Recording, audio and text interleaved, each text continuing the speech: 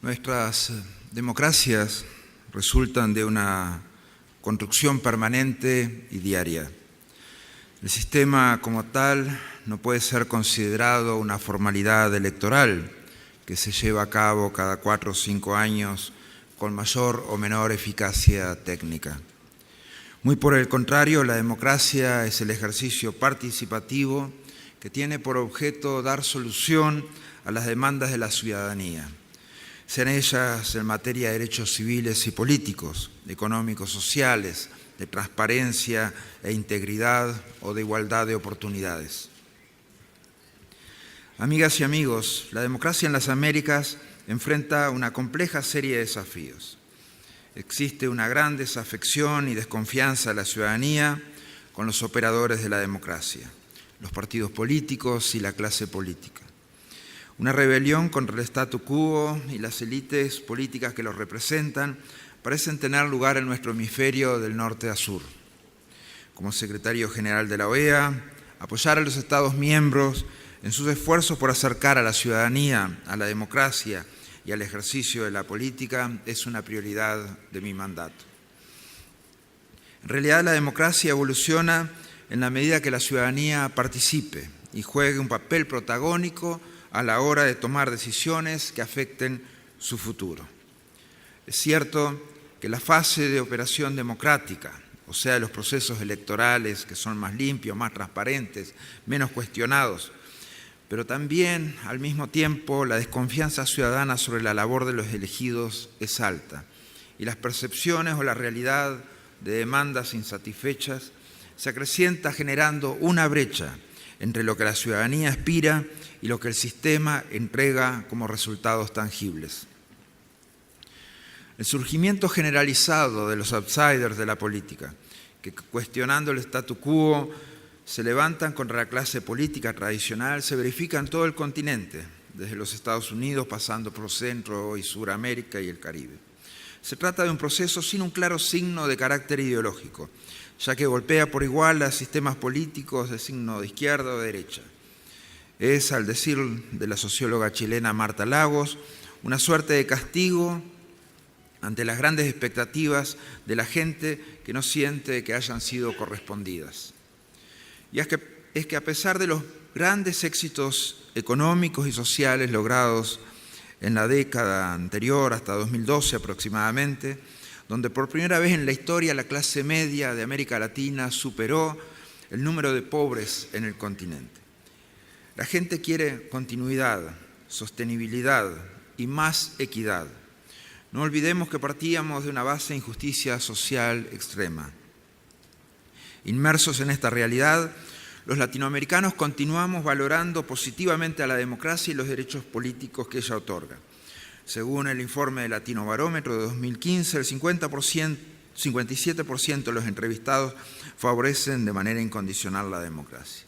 Sin embargo, la satisfacción con esos resultados, que es un indicador razonable de legitimidad del sistema, es todavía limitada, como se puede ver.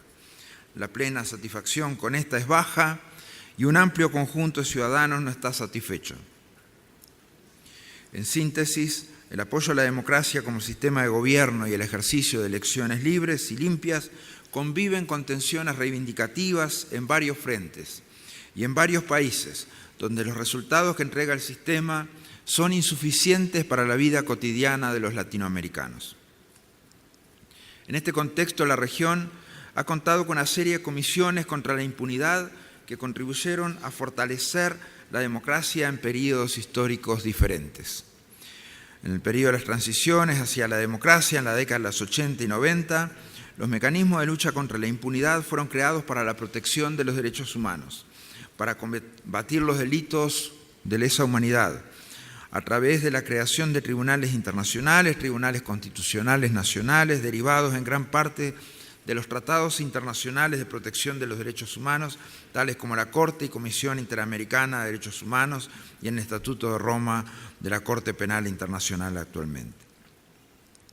Las dificultades de los poderes judiciales de adaptarse a la nueva realidad de cerrar el pasado con verdad y justicia llevó de la mano a la creación de comisiones especializadas para salvaguardar los derechos y así movilizar a la justicia. En la historia regional ha quedado demostrado que la creación de mecanismos especiales ha sido clave a la hora de recuperar valores. Esos valores que son democráticos, esos valores que hablan de reparar los derechos humanos, a veces heridos de muerte por gobiernos dictatoriales, guerras civiles o conflictos armados. Era el momento de terminar con modelos de impunidad que de tolerarse se hubieran enquistado en el corazón mismo del sistema democrático, manteniendo heridas abiertas que no pueden perdurar para el sano funcionamiento del mismo. Algunos de estos mecanismos son comisiones de verdad y justicia y los tribunales constitucionales, que se han encargado de la investigación y juzgamiento de casos específicos y nacen como respuestas a esas violaciones a las que hacíamos referencia. Las comisiones de la verdad lograron ubicarnos como una región en búsqueda constante de paz y democracia, a través de dos momentos claves. El primero, reconocer y responder por las violaciones de derechos humanos en conflictos armados o dictaduras. El segundo, fortalecer las instituciones del Estado encargadas de administrar la justicia. Sin duda, se ha avanzado en cerrar un periodo negro de la historia de nuestra región, pero es crítico que aprendamos de los errores y aciertos del pasado en materia de derechos humanos y respeto de la dignidad de las personas, para así evitar situaciones de crispación que hoy se viven en algunos países de la región. La realidad de hoy nos muestra que estas comisiones tienen que enfrentar otra de las infecciones bacteriológicas que sufren las democracias, la corrupción. Son problemas de diferente carácter, el daño que hacen, erosionando los cimientos mismos de la democracia, generando variables de impunidad, alejan, erosionan a la propia democracia y a la ciudadanía, generan desconfianza y generan la misma perenne percepción de injusticia. Al final del día, los beneficiados pertenecen a un pequeño grupo, se apropia de recursos públicos y los perjudicados son siempre los mismos, los más débiles, los más humildes, los que viven de su esfuerzo. No importa cuántas reformas o acuerdos logre la clase política a favor de la ciudadanía.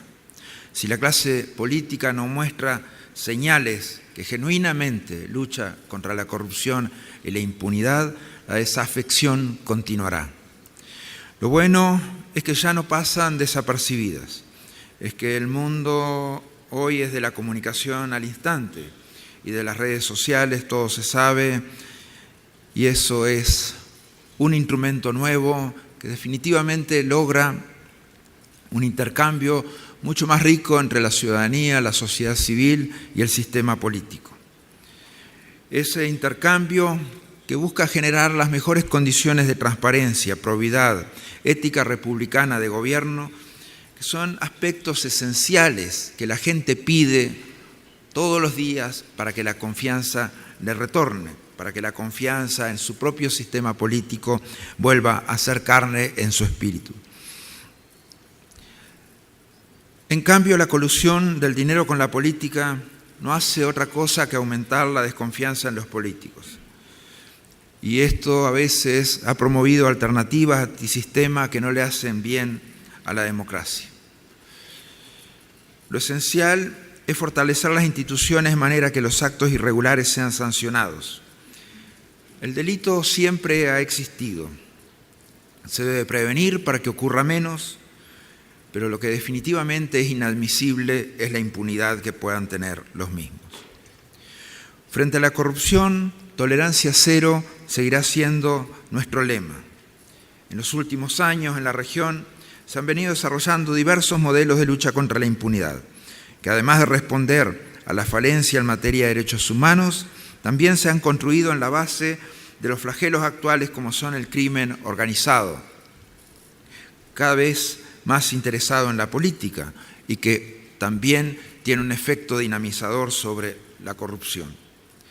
En ese contexto, entre las primeras iniciativas internacionales creadas para superar estos flagelos y fortalecer las instituciones, se establece la Comisión Internacional contra la Impunidad en Guatemala, CICIG, en la década pasada,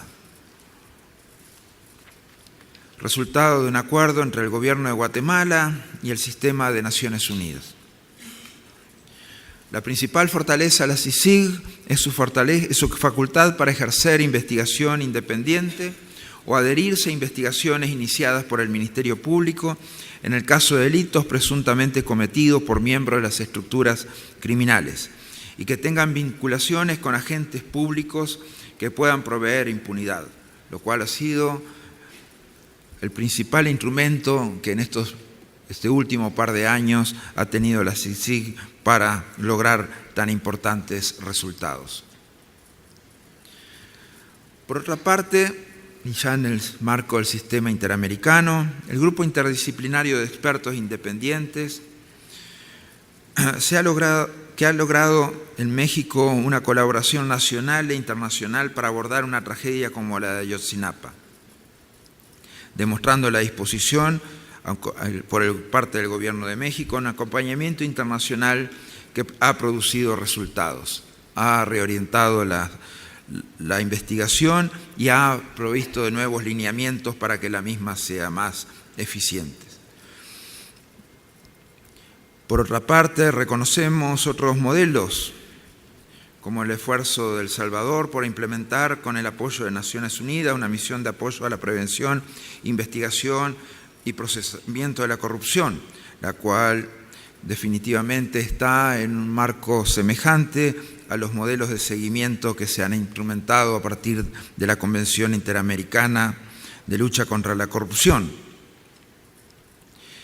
Pero la OEA no se ha quedado en ese sistema solamente. La OEA ha avanzado desde la propia convención, que es la más ratificada y aprobada del continente, al mecanismo de seguimiento, MESICIC, y ahora la misión de apoyo contra la corrupción y la impunidad en Honduras, la MAXI, la cual tiene una característica única en la región denominada colaboración activa en la investigación, que lo diferencia absolutamente de la asesoría técnica, ya que acompañaremos entonces en el diseño de estrategias eficaces y efectivas para su aplicación, supervisión y evaluación.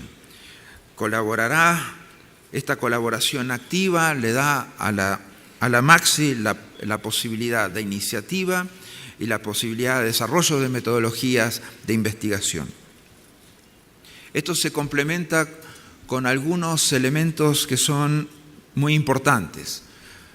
La selección de casos y la certificación en la elección de casos, la evaluación y certificación de jueces y fiscales, los cuales permite dar un impulso o la posibilidad de renovar el impulso en investigación judicial o investigación de los poderes públicos, a partir de retomar casos que a veces llevan mucho tiempo, muchos años, y que no han tenido los lineamientos de investigación necesarios por parte del Poder Judicial y han permanecido esas investigaciones estancadas. La MAXI, que en estos días se establece en Honduras, cuenta con un equipo de profesionales de primera línea, multinacional y multidisciplinario. El representante permanente del secretario general para su trabajo es ex primer ministro y ex ministro de Justicia de Perú, Juan Jiménez, quien cuenta con amplia experiencia en trabajos anticorrupción en el mundo en desarrollo. Los casos de corrupción que surjan del sistema de denuncias que certificará la OEA, los cuales la MAXI seleccionará para su atención, permitirán contar con una gran herramienta para garantizar resultados concretos. Esta misión, coordinada por la Secretaría para el Fortalecimiento de la Democracia de la OEA, brindará este apoyo amplio, efectivo, flexible de las diferentes entidades del sistema interamericano que trabajan en temas de corrupción e impunidad, incluyendo la Secretaría de Asuntos Jurídicos, la Secretaría de Seguridad Multidimensional y el Centro de Estudios de Justicia de las Américas. Como lo muestran los casos anteriores, no hay soluciones únicas ni modelos únicos para facilitarlas. Cada país busca las fórmulas y soluciones propias. El fortalecimiento institucional es el paso fundamental. Las capacidades de los poderes judiciales en responder a las demandas que tiene la población, las demandas que son necesarias por parte del sistema político para resolver los temas de corrupción, constituyen elementos fundamentales.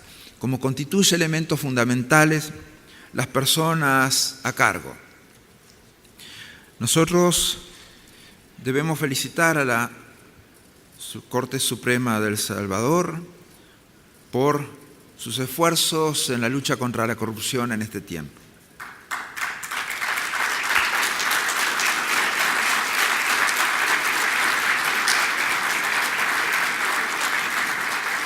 Sus resultados demuestran que las dinámicas institucionales de El Salvador tienen capacidades como para hacer frente a estas condiciones de lucha contra la corrupción. Seguir fortaleciendo a la Suprema Corte, seguirla dotando de elementos necesarios para su lucha contra la corrupción, es un imperativo moral de todos los salvadoreños, es un imperativo moral de todo el sistema político de El Salvador. Tener esos instrumentos es fundamental, porque la impunidad es letal para cualquier sistema de justicia. Y sin un sistema de justicia creíble para la sociedad en su conjunto, con los instrumentos en la mano como para hacer frente, los que sufren es el sistema democrático como un todo.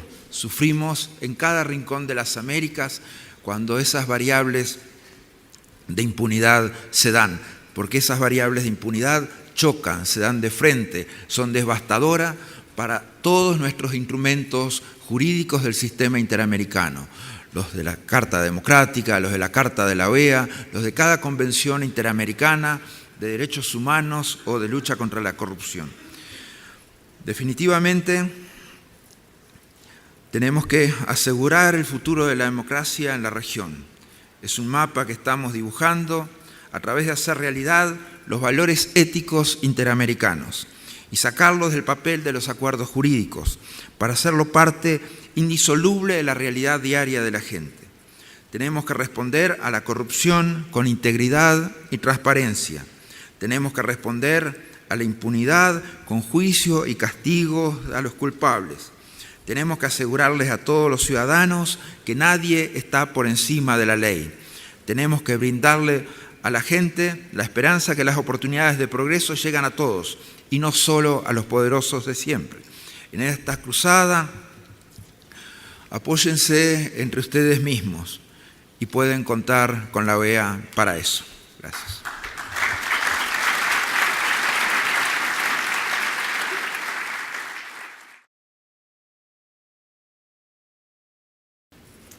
Este tema es sumamente complejo y de hecho con nuestro canciller hemos tenido algunas conversaciones un poco porque desde la sociedad civil hay un interés en que se cree algo.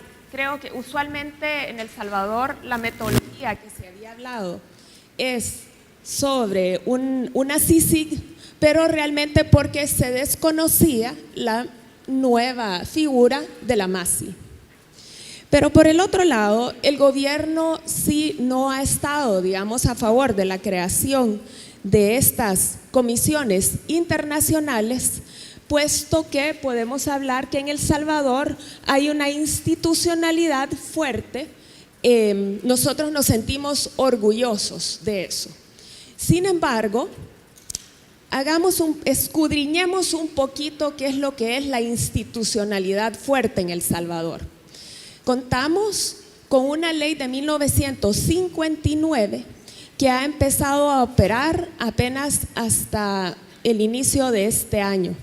Y con eso se están investigando al menos 30 casos de muy alto nivel que incluyen casos de enriquecimiento ilícito, posible al menos, de parte de presidentes, diputados, aún presidentes de la Corte Suprema de Justicia, entre otros.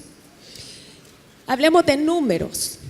Realmente en El Salvador una metodología muy científica alrededor del nivel de impunidad no existe. Lo que existen son análisis de los medios de comunicación.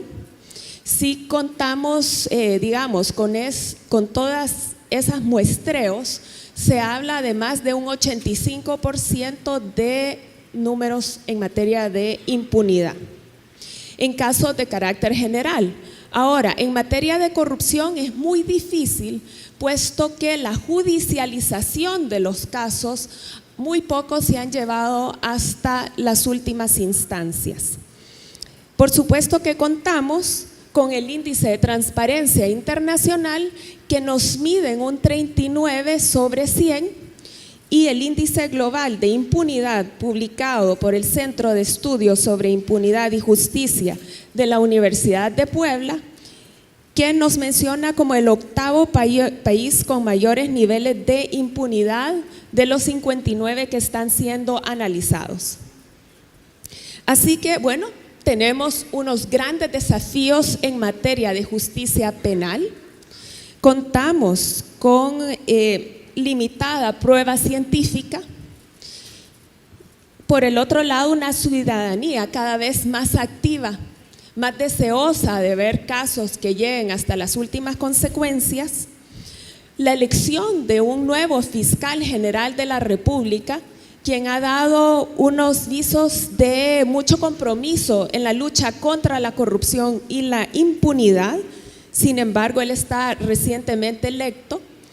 Así que, si vemos, tal vez lo importante es que, uno, no hay soluciones mágicas. Eso en FUSAES lo tenemos claro. Como FUSAES hemos trabajado muchísimo en el desarrollo de la institucionalidad democrática, que las instituciones sean efectivas, y las personas que las dirigen son muy importantes, pues se requiere de la máxima independencia. Así que debemos de buscar, señor canciller, una ayuda adicional a lo que tenemos. ¿A qué instancias? Los apoyos se pedirían desde el Ejecutivo para el órgano judicial, para la Fiscalía, o pensamos que con lo que tenemos es suficiente a pesar de los grandes desafíos que tenemos como país. Así que con esas palabras introductorias, señor canciller, le doy la palabra. Muchas gracias. Muy buenos días a todos y a todas. Agradezco a FUSAES por esta oportunidad de participar, y quisiera referirme al caso particular de El Salvador, donde evidentemente hemos comenzado un nuevo camino en la consolidación democrática y en la institucionalidad. Todos sabemos que estamos a punto de cumplir 25 años de los acuerdos de paz, y este proceso fue un proceso ejemplar, un proceso ejemplar para consolidar la democracia, donde hemos pasado por pruebas importantes, por retos que yo me atrevería a decir que quizás no ha tenido ningún otro país en el mundo. Pero lo importante es que ha habido la voluntad de seguir adelante. Con los acuerdos de paz se crearon o se refundaron instituciones. Y ese es el contexto que diferencia a El Salvador de otros países. Y ese es un contexto que debemos tomar en cuenta. Yo creo que si no tomamos en cuenta el contexto de nuestras sociedades, muy difícilmente vamos a ser exitosos en conocer o compartir buenas prácticas o buenas experiencias en otros países. Quisiera decirle también que la lucha por la transparencia y contra la corrupción y la impunidad es algo que nos debe convocar a todos, y que los problemas, los males de la corrupción, igual que otros males, no respetan fronteras, no respetan si es público o privado. No estamos asistiendo solo en esta vorágine mundial a problemas de corrupción en el sector público. Hay grandes empresas que también, por ejemplo, una fabricante de automotores que conocimos hace poco, ese caso, que se han visto envueltas en problemas de corrupción. No hay fronteras territoriales, no hay fronteras público-privadas y no hay fronteras también ideológicas. Por lo tanto, este es un asunto que nos debe convocar a todos y, en el caso de El Salvador, aprovechar y fortalecer la institucionalidad que ya tenemos. No es cierto que solo exista una ley para la transparencia y la lucha contra la corrupción. Sabemos que tenemos una de las mejores leyes de acceso a la información en el mundo, que los señores diputados y diputadas aprobaron recientemente. No es del siglo pasado, es una ley de este siglo que nos obliga a todos a rendir cuentas y a entregar la información que es solicitada por los diferentes sectores. Y algunos de los casos que se han desgranado ahora en investigaciones contra la corrupción son casos que precisamente han sido generados por dictámenes del Instituto de Acceso a la Información, que plantea la obligación a los funcionarios públicos para entregar información que es solicitada por diferentes representantes de la sociedad salvadoreña. Tenemos también, como ya lo decía el secretario general, una Corte Suprema de Justicia cuya sección de probidad está funcionando. No es que no haya querido funcionar. Recordemos aquel caso en que el director de probidad de la Corte Suprema de Justicia fue obligado a renunciar porque pidió en aquel momento las cuentas de un expresidente y varios exfuncionarios del gobierno salvadoreño hace aproximadamente 12 o 15 años. Entonces, el funcionamiento de las instituciones, si bien depende del estilo de las personas que estén al frente, también depende de la voluntad que tengamos los diferentes sectores de la sociedad salvadoreña de respaldar esas instituciones. Y lo que no se puede en una sociedad democrática es que nos empeñemos algunos en maximizar los errores de aquellos que no coinciden política o ideológicamente con nosotros y de minimizar los errores de aquellos que coinciden política e ideológicamente con nosotros. Aquí he escuchado yo muy a menudo que si se hace una investigación para alguien de un sector político determinado, a eso se le llama persecución política. Pero si se hace para alguien de otro sector político determinado, a eso se le llama transparencia y lucha contra la corrupción. Miren, no podemos seguir con ese doble discurso, no podemos seguir con ese doble estándar. La lucha contra la corrupción nos debe unir a todos y debemos estar claros que, como decía anteriormente, la corrupción no tiene fronteras. Yo les quiero mencionar 4 pilares que para mí son claves en la lucha por la transparencia y contra la corrupción. El primero es la participación ciudadana. La participación ciudadana es fundamental y aquí hay un desarrollo de la participación ciudadana. Y los sectores políticos también han llegado a distinguir los límites de querer manipular esa participación ciudadana. Aquí se convocaron supuestamente a grandes concentraciones para pedir al gobierno que renunciara, a usanza de lo que había pasado en otros países. No funcionó, porque la sociedad no está en esa línea de pensamiento y de actuación, pero sí está en una línea de pensamiento y de actuación de pedir cuentas, de que se enjuicie a los culpables. De todas maneras, la participación ciudadana es una clave fundamental en la lucha contra la corrupción. Y aquí hemos tenido espacios de participación ciudadana, incluso varias organizaciones de la sociedad civil en el marco de convenciones internacionales y de transparencia internacional han rendido informes de cómo se ha avanzado en el proceso de transparencia. Ya en estos meses va a salir un nuevo informe de esas organizaciones de la sociedad civil sobre los avances en el tema de la transparencia en El Salvador. Segundo pilar, la transparencia en el acceso a la información. Ya mencionaba cómo hemos evolucionado al crear el Instituto de Acceso a la Información. Miren, ahí ha habido casos en los cuales incluso el Instituto de Acceso a la Información le ha ordenado a la Corte Suprema de Justicia que se deben publicar ciertas informaciones que en un primer momento la Corte no estaba de acuerdo en publicar.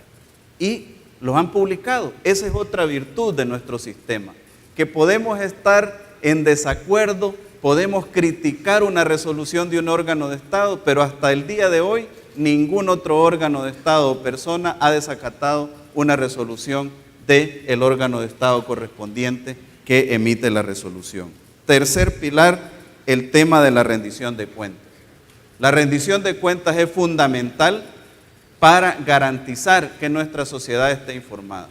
¿Cuándo en la historia de El Salvador se había rendido cuentas de los presupuestos, se había rendido cuentas de la cooperación, por ejemplo? Si desde antes se hubiera rendido cuentas de la cooperación, dineros donados por gobiernos extranjeros no hubieran ido a parar a las arcas de partidos políticos, porque se hubiera conocido cuál era el origen y el destino y la ejecución de esos dineros, como está ahora, por ejemplo, en la página web de Cancillería, de dónde viene la cooperación, cuál es el destino de esa cooperación y a dónde se está ejecutando esa cooperación. No quiero decir que sea infalible, pero eso es una grada más en garantizar esa rendición de cuentas como pilar fundamental. Y el cuarto pilar es la persecución de los corruptos. Los corruptos tienen que entender que no importa si están en una función gerencial, si están en una función de gobierno, si están retirados o no, el brazo de la justicia los va a alcanzar. Por eso es que ha sido importante la combinación de acciones complementarias entre el Instituto de Acceso a la Información, la sección de probidad de la Corte Suprema de Justicia y posteriormente la Fiscalía. Como ya se mencionaba, tenemos 30 casos de investigación que en algunos de los cuales ya la Fiscalía ha presentado acusación formal. Ahí en esos casos se están investigando a 2 expresidentes. Ya se había investigado a un expresidente también. Se está investigando a exministros. Se está investigando a diputados o exdiputados. De manera pues que las instituciones están funcionando. Para ir finalizando, yo les quiero decir que aquí lo importante es cómo los salvadoreños y salvadoreñas nos podemos unir. Hemos demostrado hace pocas semanas, que si nos unimos somos capaces de sacar adelante al país y de enfrentar los problemas. Lo demostramos hace 25 años, lo demostramos hace pocas semanas aprobando medidas extraordinarias en el tema de seguridad. ¿Por qué no lo podemos demostrar en otros temas? Yo les pongo 4 temas sobre la mesa, alrededor de los cuales podemos trabajar unidos para sacar adelante al país. Seguridad, fiscalidad, educación y lucha contra la corrupción. Las instituciones salvadoreñas tienen ya un desarrollo significativo. Es el momento de apoyarlas. Y a la pregunta si es necesario pedir ayuda internacional, sí, claro que es necesario y la hemos pedido. Por ejemplo, acabamos de terminar un consultor que nos financió la AID, acaba de terminar un estudio que vamos a hacer público muy pronto sobre cuáles son los avances y los desafíos en materia de transparencia y lucha contra la corrupción. Hicimos una reunión con el señor fiscal, donde el señor fiscal me planteó que va a pedir apoyo a los países amigos para fortalecer la investigación. Se están contratando 100 nuevos fiscales para la investigación del delito, no solo de las pandillas, sino también del crimen organizado y de la corrupción. Entonces el punto es que nos unamos alrededor de esos temas, hagamos un frente común contra la corrupción. Las instituciones en el país ya existen y están funcionando, y lo que necesitamos de la comunidad internacional es cooperación financiera, cooperación técnica, capacitación, entrenamiento, y creo ya que con eso, en lugar de truncar el desarrollo de las instituciones, lo vamos a fortalecer y vamos a heredar un país mejor a las nuevas generaciones. Gracias.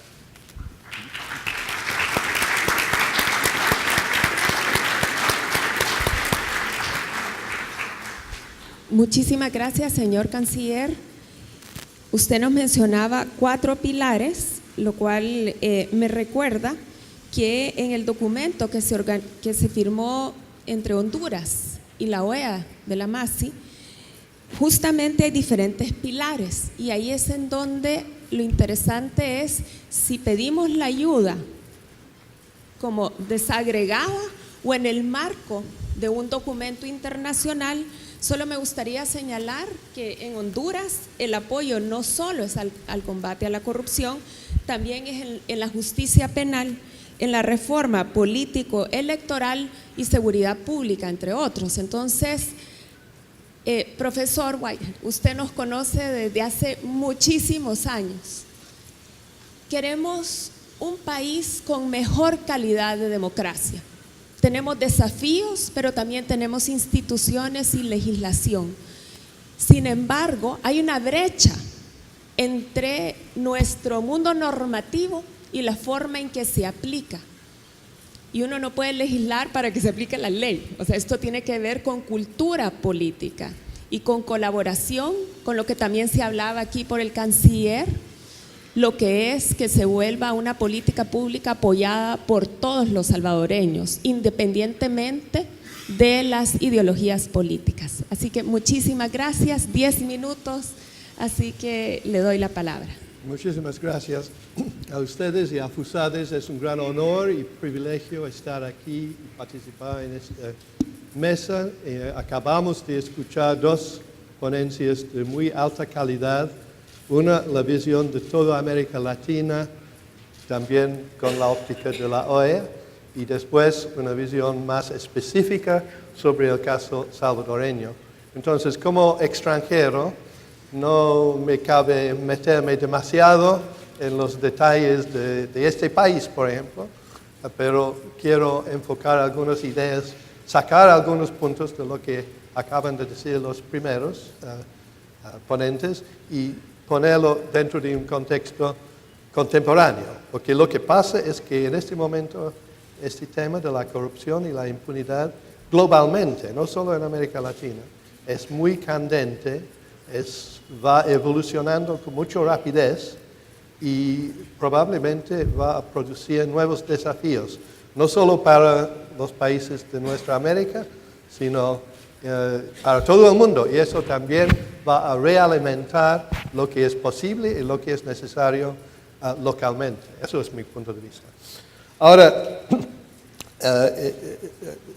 don Luis Almagro habló, yo creo, con mucha información y mucho detalle muy importante sobre no simplemente las comisiones de Guatemala y Honduras, sino también de México, las actividades en México y los antecedentes que tienen 30 años, que tienen que ver con la democratización de toda América Latina. Nuestro panel se llama Un nuevo factor en la consolidación democrática. Creo que saqué de su presentación la idea de que no es tan nuevo. Hay novedades, pero dentro de un corriente bien establecido y que va aprendiendo y desarrollándose a la luz de la experiencia. Y estos nuevos experimentos de hoy día son, digamos, experimentos en marcha y se va a tener que ajustar seguramente a la luz de la experiencia. Y la otra observación que era también los dos ponentes señalaron, y yo creo que es fundamental para ver una pista hacia el futuro, es el hecho de que la corrupción no es y no debe ser visto como una cosa ni de un sector ni de otro, ni de una ideología ni de otro, sino que es una potencialidad que hay que controlar, que puede surgir de cualquier lado. Claro, lo que pasa es que en la prensa y en el análisis de los papeles de Panamá se nota que en cada país lo que se hace es estudiar lo que surge a la vista en este país. No se estudia la relación entre este país y los otros países y la interrelación, ¿no? Pero para entender lo que está pasando y lo que va a pasar, hay que tomar en cuenta la interconexión y la internacionalidad de todo eso. Y desde el punto de vista británico, que tiene que ver un poco con el hemisferio occidental, también voy a mencionar un poco el tema de los paraísos fiscales. Porque resulta que entre todos estos documentos, una cantidad impresionante de transacciones han pasado por las islas del Caribe ex-británicos. Algunos de esos son países independientes y podrían, yo no sé, podrían ser como miembros de la OEA que van a buscar ayuda de la OEA pero en realidad lo más importante, los flujos más espectaculares han sido a través de islas que son propiedad, es decir, son dependientes del gobierno británico. La responsabilidad queda con nosotros. Si hay cooperación internacional para investigar, para corregir errores, para cambiar estructuras, va a tener que pasar por Londres. Así que eso también hay que tomar en cuenta en un análisis más amplio de lo que está pasando.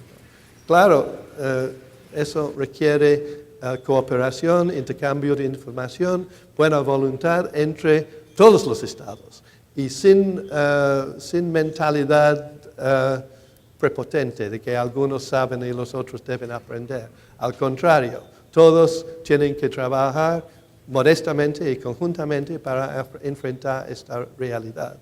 Y en este sentido, no simplemente hablando de comisiones vinculadas con un país dado, hay que pensar también en el papel fundamental de la cooperación internacional, que la OEA puede ayudar, las Naciones Unidas también, la OECD con su Financial Action Task Force, todos deberían estar al tanto de eso, porque como he dicho, es un tema muy candente, provoca mucha indignación, presenta tanto una oportunidad como una amenaza para las democracias en todo el mundo, y por esta razón este panel de hoy día es de suma interés y muy al día. Gracias.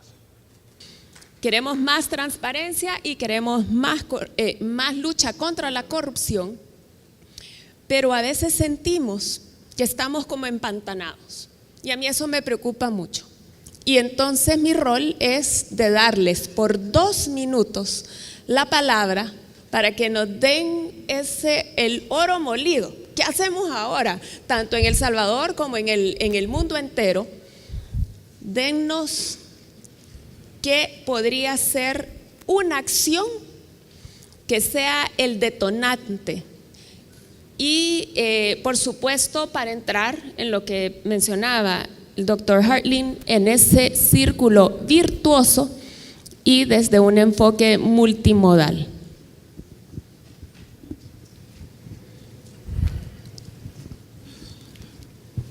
Primero que nada, lo fundamental es encuentren su propia honestidad interna, la propia honestidad de cada uno. Si no cambian, la gente no cambia nada. Si no cambia cada persona, no cambia nada.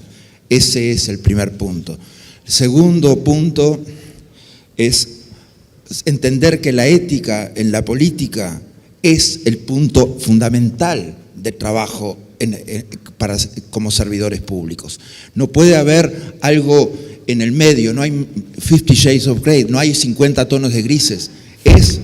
Es en blanco y es en negro. El que es corrupto se va y el que no es corrupto que tenga un valor a la hora de elegir liderazgos dentro del sistema político. Nuestros sistemas políticos a veces privilegian el discurso articulado, privilegian la estética de la política, privilegian las negociaciones, privilegian el manejo de las situaciones. Y hay un componente esencial que tienen todos esos sistemas muy contradictorios entre sí, y es la honestidad de sus gobernantes, la ética de sus gobernantes a la hora de enfrentar los temas de la corrupción. Y nosotros, lamentablemente, en el continente tenemos un problema distinto. Muchos de nuestros políticos tienen goma en las manos y se le pega el dinero. Entonces, hay que comprar disolventes efectivos como para evitar eso, para prevenir, para desestupidizar la sociedad en esas dinámicas. Y tenemos que lograr desestupidizar las sociedades en el sentido de que no podemos permitir la impunidad contra la corrupción. A veces la corrupción empieza como corrupcioncita, empieza chiquita, se mete en todos lados, es simplemente recomendar a un amigo para un trabajo o es simplemente una promoción en un concurso, más o menos eligiendo de una manera un poco extraña. Esas pequeñas variables de corrupción tienen efectos multiplicadores luego y llegan a estos niveles, por ejemplo, a los que hacía referencia hoy, que todo prácticamente el sistema político mundial queda al descubierto con los Panama Papers. Y eso es un problema de los dobles estándares esencialmente, a lo que se hizo referencia. Porque el G20, que ha tenido mucho en el sentido de impulsar temas de lucha contra la evasión fiscal y el fraude fiscal, por ejemplo, no ha mencionado en ningún papel que yo conozca Delaware, por ejemplo, que está en Estados Unidos. Por ejemplo, no ha mencionado algunas de las islas británicas. Entonces, ¿qué? Los que están en el G20 sí, y los que no están en el G20 no. Las islas que se independizaron no, y las islas que no se independizaron sí. ¿Cuál es la lógica? Esos dobles estándares son los que definitivamente tenemos que desterrar en el esquema de la comunidad internacional. Y lograr esa ética, esos valores éticos del liderazgo, o sea, desestupidizar la sociedad es fundamental. Nuestras sociedades necesitan sociedades civiles, sistemas políticos que hagan su esfuerzo fundamental en trabajar la ética de la política. Da para mucho más, ¿no? Obviamente. Gracias, gracias.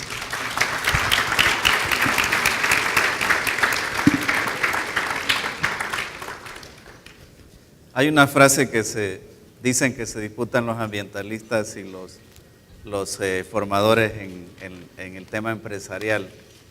Es piensa global y actúa local. Entonces, partiendo de esa frase, yo quiero decir que algo fundamental, y estoy de acuerdo con Almagro, es cómo podemos nosotros, desde nuestra individualidad y desde nuestro rol en cada uno de nuestros espacios, comenzar a contribuir para cambiar esa cultura, porque desgraciadamente, bueno, no le voy a llamar cultura, es demasiada concesión, esa subcultura de el tráfico, de influencia, de la corrupción, etc. Entonces, eso es fundamental. Pero parte por, de acuerdo al proverbio bíblico, dejar de ver la paja en el ojo, la viga en el ojo ajeno, la paja en el ojo ajeno y no ver la viga en el ojo de cada uno de nosotros. Creo que eso es fundamental y es un principio para avanzar. En el caso de El Salvador, yo pienso que la clave aquí es el respaldo a nuestras instituciones. Miren, podemos estar muy polarizados y eso, la polarización a un extremo tampoco es bueno, pero polarización hay en Estados Unidos, hay en Gran Bretaña, hay en España, sobre todo en las campañas electorales. Sin embargo, hay algo, una columna vertebral que es sagrada, que son las instituciones. Si nosotros como sociedad salvadoreña nos ponemos de acuerdo en apoyar a nuestras instituciones, y eso significa apoyarlas cuando nos guste una resolución o cuando no nos guste una resolución, porque también se suele escuchar aquí en el país a veces unas upas, unas arengas apoyando una institución cuando la resolución es conveniente, pero cuando la resolución es inconveniente, vienen las críticas para esa institución. Y me refiero a todas las instituciones. Entonces, ese es otro factor. Primero, la actitud personal. Segundo, el apoyo a las instituciones, a la consolidación de las instituciones. Y tercero, bien es cierto, estar dispuestos a aceptar la cooperación internacional en ese esquema que mencionaba el profesor, partiendo de que estamos haciendo camino al andar, que nadie, ningún país, ni una empresa, ni un Estado, ni un partido están exentos de ese cáncer que es la corrupción y que por lo tanto debemos compartir experiencias, debemos ayudarnos, compartir información sobre todo. Fíjense que las nuevas tecnologías de la información son una herramienta fundamental ahora en la lucha contra la corrupción. A veces hay gente que piensa que nadie los va a ver, lo que están haciendo, etcétera, y de repente pues ya aparece reportado en una red social, etcétera, etcétera. Entonces, todos esos factores nos pueden ayudar también a consolidar, en el caso nuestro, las instituciones, garantizar una mayor transparencia y lucha contra la corrupción. Creo yo que aparte de los 4 pilares que mencionaba, hay un factor fundamental que es la unidad. La unidad en unos pocos temas. No estoy pidiendo que seamos unánimes en todo. Sería aburrido el país, ¿verdad? Ahora se torna interesante porque casi no estamos de acuerdo en muchos temas. Pero sería muy aburrido si estuviéramos de acuerdo en todos. Sin embargo, ahí les ponía yo 4 temas. Pueden ser otros. Lo importante es empujar, por lo menos con un denominador común, en esos temas que nos va a permitir consolidar esta joven democracia que creo yo a sus 25 años debe de ir llegando ya a su etapa madura. Gracias.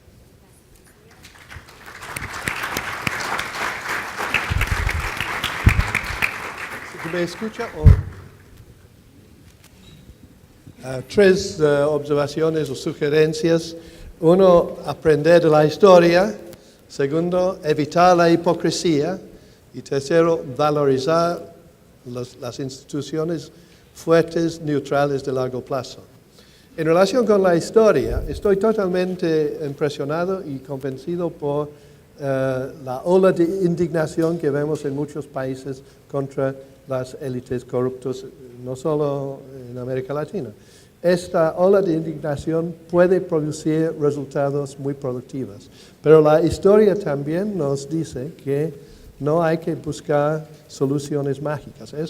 Esta energía popular es capaz de producir mejorías muy grandes, pero es también capaz de producir errores grandes. Citamos simplemente el caso de Italia. En el año 92 había una ola de indignación contra la corrupción, con el Manipulite. Pareció que todo estaría mejorado y el resultado era 20 años de Berlusconi. No hay que utilizar este tipo de energía para producir este tipo de solución, que no sirve, que incluso agrava el problema fundamental. Por eso hay que evitar la hipocresía. Eso es muy fácil decir. Siempre me ha parecido que como los británicos, los norteamericanos, etcétera, que van fomentando la democracia en los otros países del mundo, deberían tomar en cuenta el hecho de que no es creíble fomentar la democracia o la lucha contra la corrupción, etcétera, en otros países a costa de su propia calidad de democracia. La etapa principal, la etapa esencial es mantener los altos estándares domésticos para demostrar al mundo lo que vale la pena defender. Y yo creo que eso se aplica en este momento con los papeles de Panamá, etc. Es muy relevante para enfrentar esta situación. Ahora, mirando hacia el futuro y tratando de evitar el berlusconismo, realmente es lo que el canciller acaba de decir y que también Jonathan, hablando de las instituciones y las islas de integridad, etc. No sirve una gran victoria contra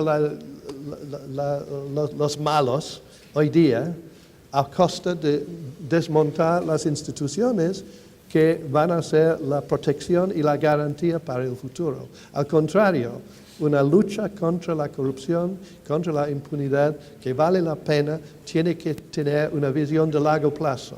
Tiene que reconocer que no va a solucionar todo mañana, sino que tiene que poner en posición las capacidades y crear la confianza y la capacidad técnica para que en el futuro se siga avanzando y podemos decir, consolidando una capacidad neutral, institucionalizado, confiable, y por eso tiene que ser amplio, no puede ser capturado por ninguna tendencia, y por eso las actividades internacionales pueden apoyar mucho, porque si hay un amplio gama de apoyo internacional, eso protege la inclusividad del proyecto. Gracias.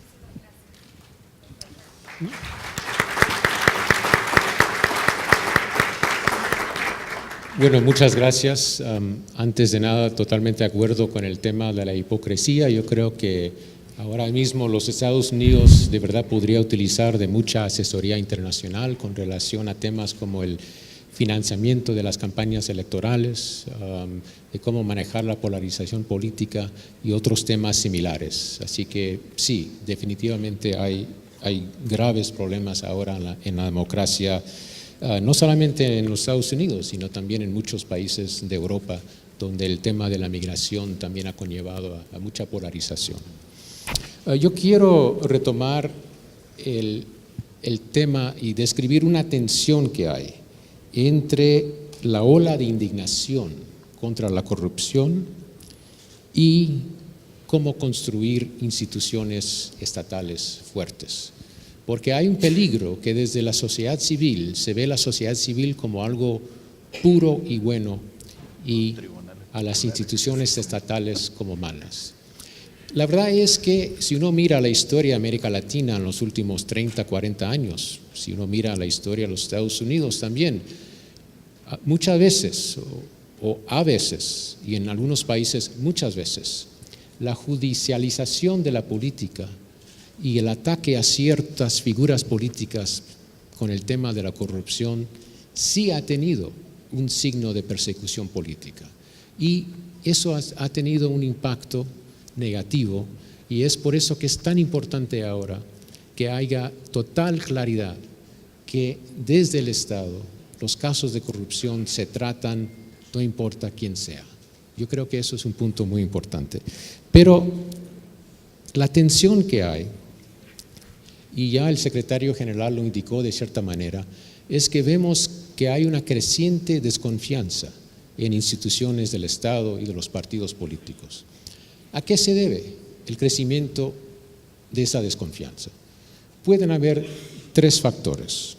Un factor es que ahora simplemente hay más y mejor información sobre lo que de verdad están haciendo. Y yo creo que sin duda eso es cierto. Hay más redes sociales, hay más transparencia, hay mejores medios masivos de comunicación. También yo creo que los estándares han cambiado.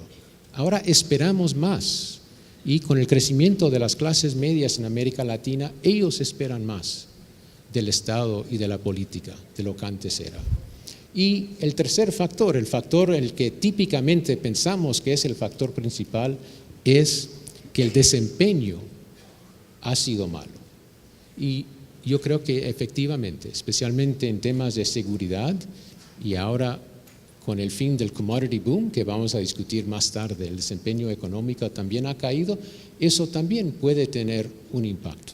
Entonces, hay que haber un manejo muy inteligente de que esa ola de indignación no conlleva a un mayor declive en confianza en las instituciones estatales que precisamente están tratando de construir una alternativa a lo que yo llamaba el Estado patrimonialista.